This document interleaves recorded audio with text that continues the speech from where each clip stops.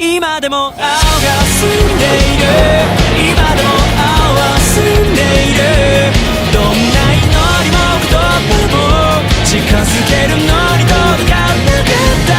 まるで静かな声のような、頬を伝った夏のような色の中、昨日の言葉がずっと喉の奥に使えてる。また会えるよねって声にならない声、